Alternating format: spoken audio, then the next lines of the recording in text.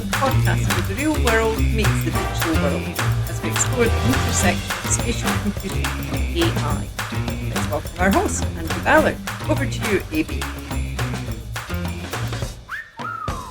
Well, g'day and welcome to Spatial. This is episode 13, or 013. It doesn't matter whether we've got the prefix. That is, of course, leading to the fact that we're doing more than 100. And at this rate, we're on our way there. Team, episode 13, I'm looking at three of you from North America. Do modern US apartments and tall buildings still miss out floor 13? I think so. They do. Yeah. They do. Yes, they do. Okay. It's still a thing. Okay. Well, for those who are superstitious, you can just skip over this episode and join us in the next one. But for those sticking around, this is a Fast Five News of the Week. We're joined by Mirek and Violet and William. Helena is all good. She's with us. She's waving, but she's not able to quite reach the microphone. Daughter is playing up, which is the way the world works.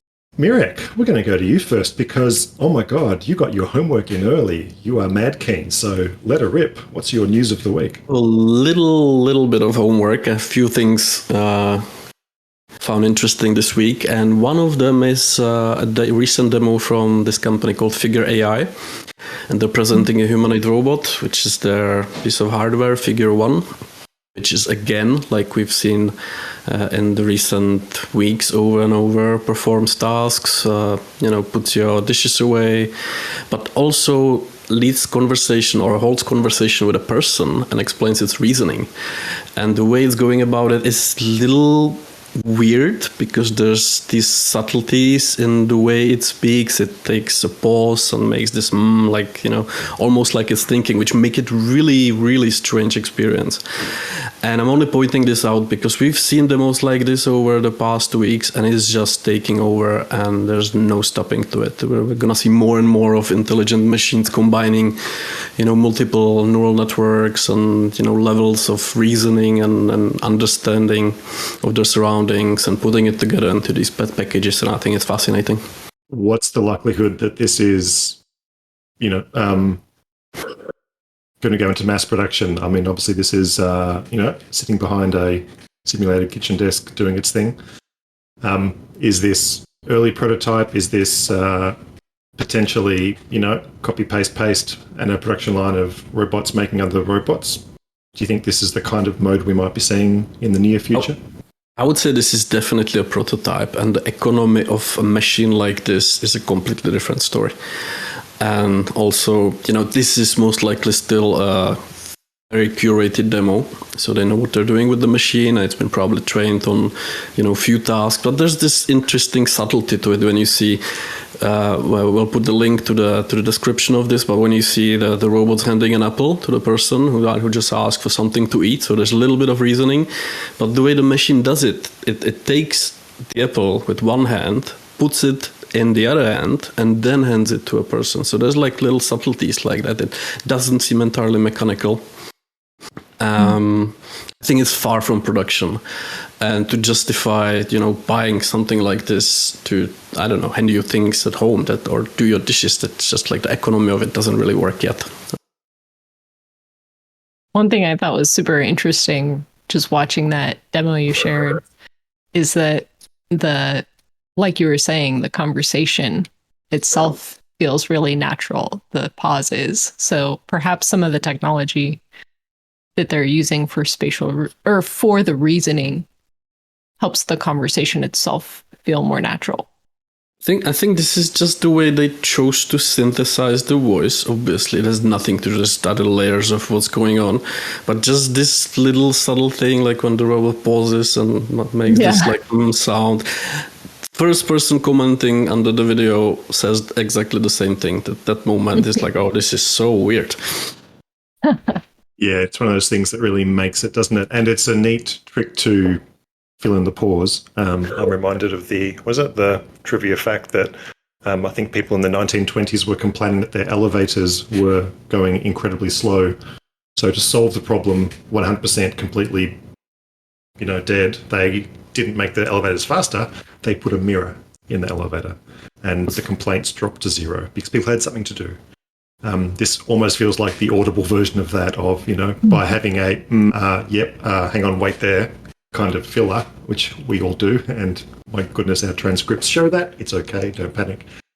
It feels natural. It gives you a reason to keep engaged while you are waiting the X seconds for the prompt to catch up and form the next sentence.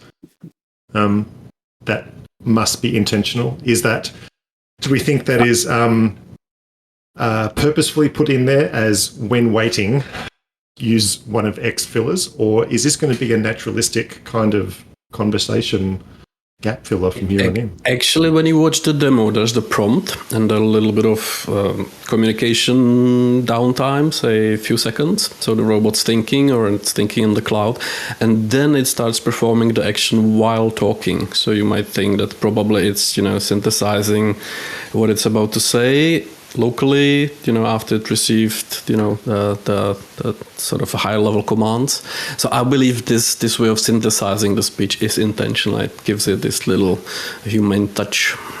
Love it. And what's Figure also known for? They have a history of robotic humanoid prototypes, or is this basically their breakout? I believe we mentioned them already. Yeah, they're one of the major players in the humanoid robot space. Yeah. Brilliant. Love it. Look, the YouTube video is about 2.5 minutes long. It is a must-watch. The link is in the show note. So, yeah, go and have a look at that. It's nice and shiny too. Yeah, it's getting a little bit uncanny. We're having a chat before we started recording. The uncanniness and the whole experience thing that is obviously important, and that is why a humanoid robot is a humanoid robot, isn't it? It's meant to do the things that humans could do, be generally a shape that we can handle, and also give some comfort. So I agree that the audio component's giving comfort. The eyes, always. Yep, that's all right. But then again, what's the choice between one glaring, bright, pulsating eye versus a happy, smiley face that, could just as equally kill you if you turn your back on it? So better the devil you know than the devil you don't. William, over to you, if we can, your news of the week. Sure. This isn't strictly spatial, but I think it's interesting in terms of keeping abreast of how AI is advancing. This is a link to Cognition Labs, who have gained a lot of press the last week for their product, which they've called Devin, the first AI software engineer, they say. And it's a series of, their blog post is a series of capabilities that demonstrate how this Devin bot can perform a number of tasks that one would expect a software engineer to perform beyond just generating code. So working with unfamiliar technologies, they say, after being given an environment, it can fix bugs in code bases. It can, just given a GitHub issue, it can look at the repo, install the software needed to evaluate the issue, and then propose bug fixes. It can. They do demonstrate it showing creating an interactive website around Conway's Game of Life. Now that GPT 3.5 can generate an implementation of Conway's Game of Life with a single prompt, but they go through the process of adding features and deploying to Netlify and putting the website online. And so it's really fascinating. I think it shows how that kind of automation with leveraging APIs and the protocols that we have is sort of creating these remarkable capabilities. I think we probably could have all anticipated that happening because a lot of the web is already set up to be automated and automatable. And so I think this team of engineers is showing sort of next step and next generation of how all this could come together. Yeah, Devin is showing signs of, look, the percentage of accuracy on some of these tests is in the low numbers. It's still in, I think I saw a 14.3% on some test, which doesn't feel like it's, going to save the planet anytime soon. Yet, with that low number, it is doing amazing things, tackling Fiverr and small coding tasks. I'm wondering whether there's now a fleet of people suddenly firing up Devin on 100 unused i7, i9s in the background and earning their $5 and $10 every hour when they complete coding tasks. by me saying that. There probably are now people doing that. That's all right. It might be a very short-lived business model, but it might be viable for a very, very small space of time. I'm seeing cogs turn over in 3 people's eyes right now. Ooh, yes, I can harness that supercomputer in my back pocket to do all the things. Yeah, totally. I wonder if they'll run into the Bitcoin problem where the cost of electricity actually becomes challenging for AIs to run. But we'll see. Mirek, is this something that is advancing a virtual buddy peer programmer your back pocket? I hope so. It's very close to what we mentioned last time. I haven't checked this one yet, but it seems very interesting. And like a solution that actually sort of tries to integrate many steps in typical life cycle of working on a software project. So interesting.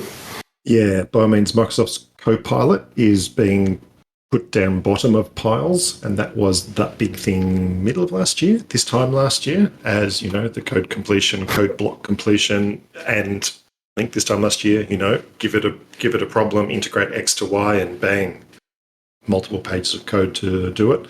That's now being not the favoured toy amongst developers. So yeah, I'm glad to see there's the new range of much more contextually aware across concepts and architectures and languages. Yeah, brilliant.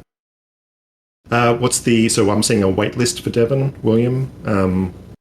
Was it the classic pre-announcement, we'll drip feed it from here, and by the time it arrives, we'll also supersede it with the next announcement? Yeah, I think that's right. They're pairing this. They're pairing their beta with a sort of a call for folks to join the team.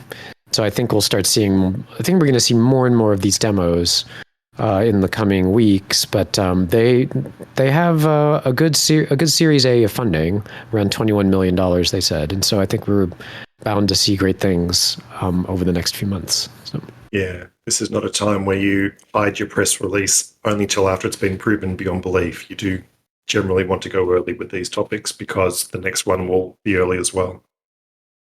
Yeah, totally.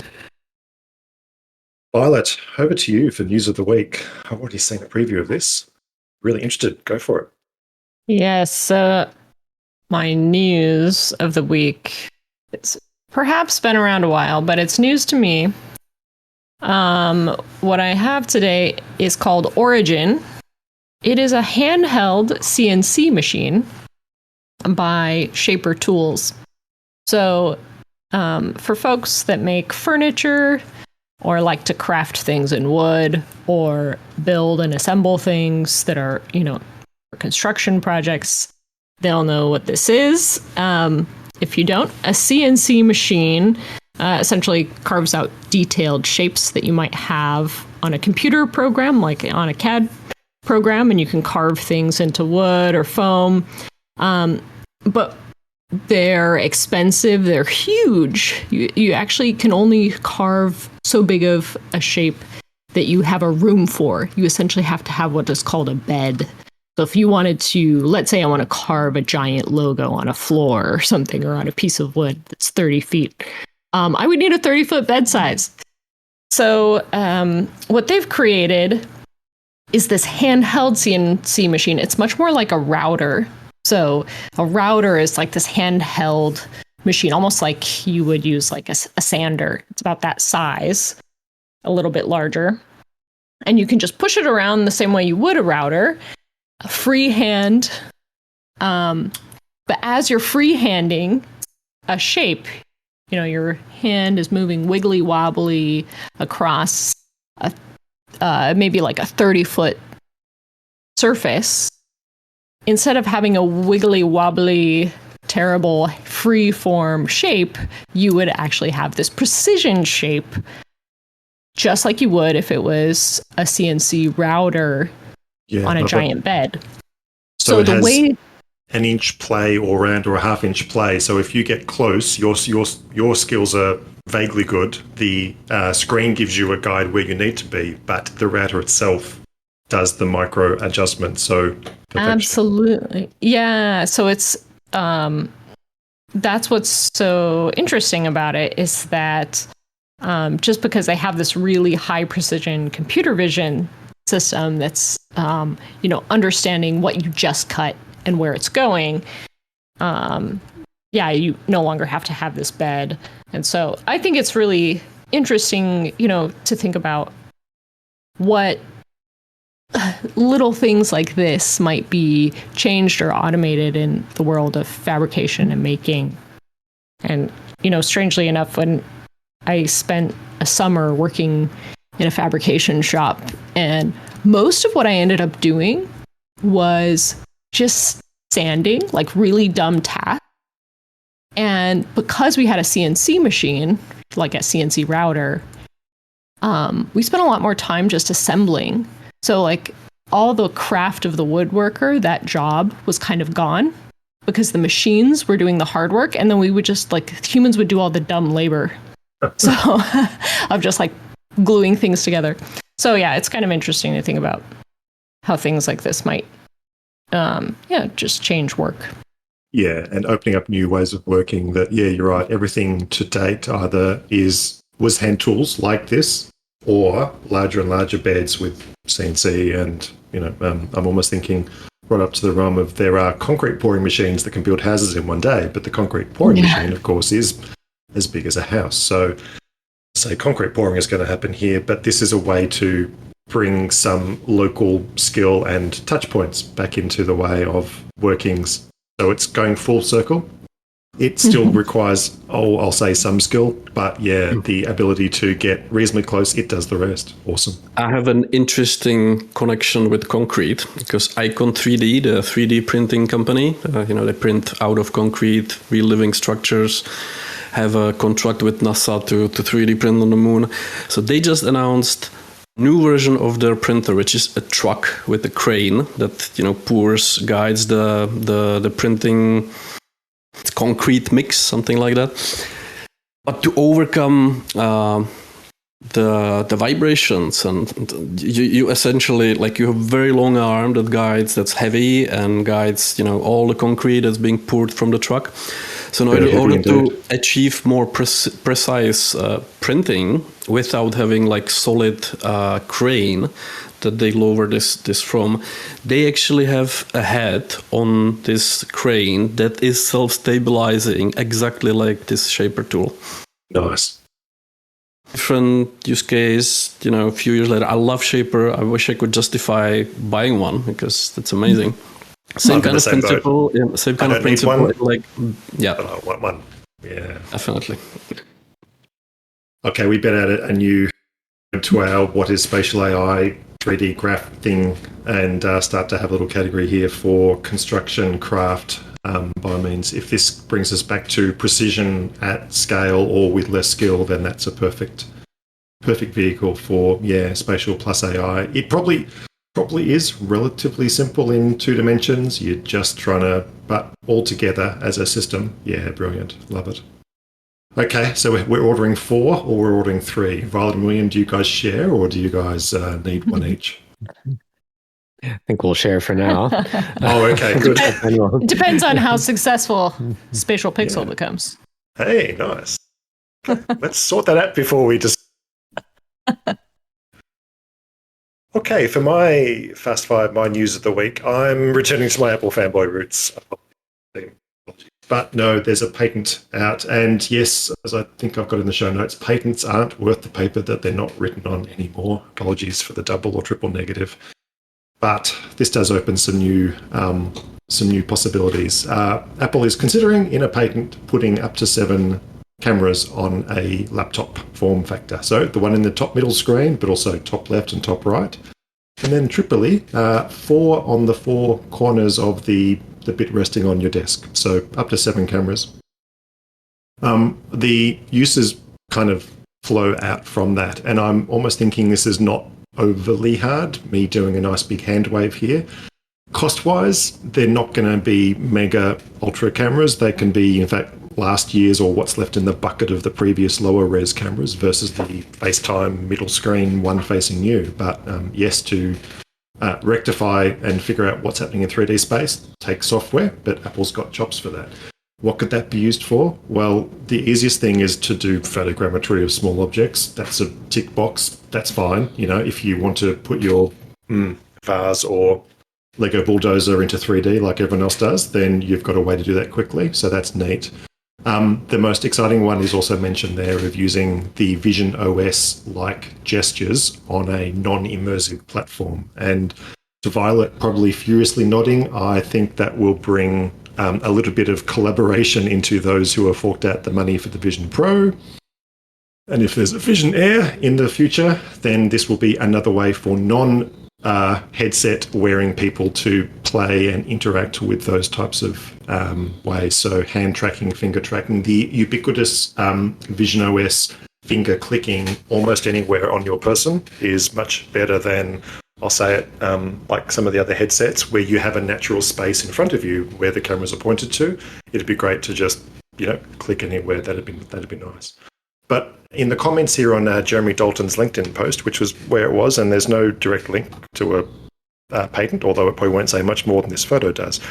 Someone's put forward, actually, this would be quite neat to do, getting towards stereoscopic FaceTiming with your buddy. So if you had people with their 3D Vision Pro avatars sitting on a couch beside you in, floating in space, great. But again, this is a way to bring back, I'll say, the moral majority who won't be wearing a scuba mask on their face for the next couple of years, but making a 3D avatar of yourself in real time. So that's a possibility to have more floating heads in 3D. I did have in my links back to the team, I will put it into the show notes, although I'll talk about it negatively here. If you paired that with a 3D powered, a 3D enabled laptop screen, could you then have the reverse FaceTime as well? But I'm going to have to call a bit of phooey on some of this. There was a Acer high-end, and I mean high-end, there was no price points, there won't be price points on this, with a 3D screen that doesn't require any hardware. And that was the only line that it was in the headline of, 3D enabled laptop. But all the context and all the text and all the lovely features and benefits scrolling down the page, they neglected to ever mention the 3D screen again. So I'm calling a bit of phooey on that. Or maybe I'll say classic PC marketing of, yes, it does it, asterisk, in certain conditions with the right programs on the right day of the week, if you look at it carefully and, don't move a muscle. So, look, I think this is all converging nicely. Do you guys sort of think that would make sense in the future? Cheap cameras pointing at you from multiple angles to capture more of that 3D world? Yeah, I think so. One of the early examples that I had seen of this, probably around 2004, was a demonstration from a professor of mine, Simon Greenwald, whom we mentioned before in terms of that term spatial computing, which was the title of his master's thesis.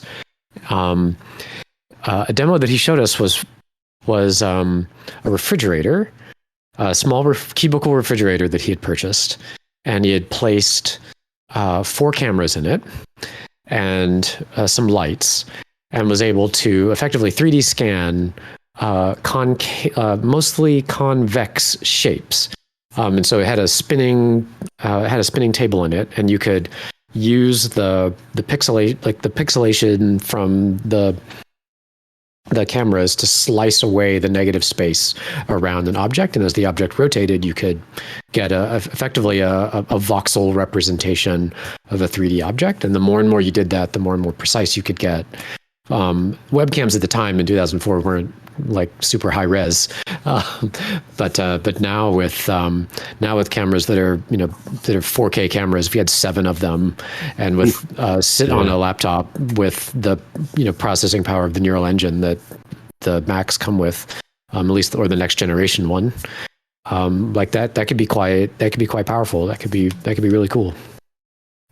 My fantasy is that that Apple comes out with this, and when I work with one of these new laptops, I set it down on a table, maybe in the corner, and then I leave the computer.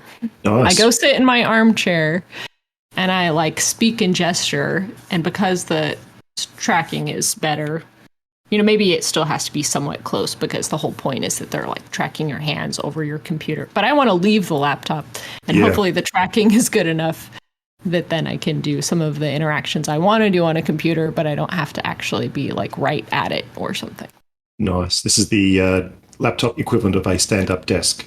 This is a stand-up computer, and you can move away from it within reason. In this scenario, I'm sitting or laying down. Nice. And just waving, bring me some grapes or tea or grey hot. Nice. I also do think that we've discussed a couple of the technological advances of what you can do with singular cameras now that can infer depth and infer spatial movements. But this is just returning to, hey, if you've got 1 million of 2 years ago's old tiny cameras, you may as well thwack them everywhere and get better tracking. There's I'll link next week, and we might talk about a bit next week. Jonathan Stevens on LinkedIn. I need to get the last name right. He's doing 100 days of Gaussian splatting, or 100 days of photogrammetry Gaussian splatting, nerfs, smurfs, the whole thing. And what he did a couple of days ago was rerunning the same. It was a nerf of a classic, castle somewhere in Bavaria. But downgrading it to different resolutions and then rerunning it and showing what resolution and what input resolution did to your final product. And hey, guess what? Of course, more pixels equals better result. But yeah, there are thresholds of levels of happiness that you can be okay with. And then there's, oh my God, that's awesome. I want to walk through the whole thing. So obviously data in equals better data out. Garbage in, garbage out. Well, team, we might leave news of the week there. I know I need to go grab a new coffee. I was up very late last night watching a certain starship do most of a lap around the world and not crash into Western Australia. Thank goodness it kind of didn't. But that certainly was captivating for me for a long time. So I'm fading fast, but all good. We're going to leave it there and come back in the next episode. Next episode, we're going to be talking about spatial environments and how to sense with spatial AI. So it has probably been really handy that we've been leading our news of the week in that direction. And we'll be asking Violet to lead off that conversation. But from all of us here at Spatial, we'll catch you on the next episode. See ya. Bye. Bye. If you'd like more news and insights about spatial AI, or have a story or interesting topic you'd like us to cover, reach out to us. Or better yet, come and join the community at Spatial. All the links are in the show notes.